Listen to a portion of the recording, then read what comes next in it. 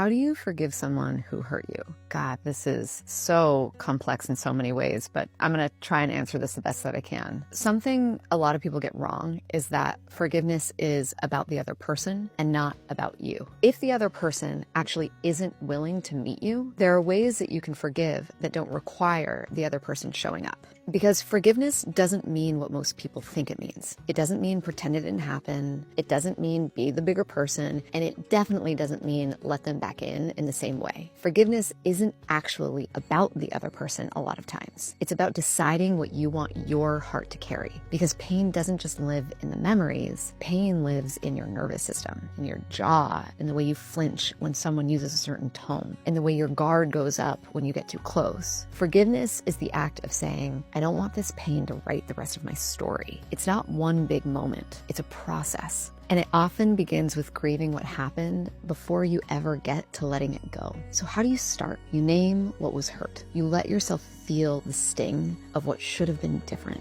You set boundaries that honor your healing, and you ask yourself the question that changes everything. What would it feel like to be free from this? Not free from accountability, not free from memory, but free from the grip that pain has on your sense of self. Forgiveness doesn't necessarily mean the person across from you deserves a second chance. And maybe they do. But what it really means is you deserve a second chance at peace, at wholeness, at softness again.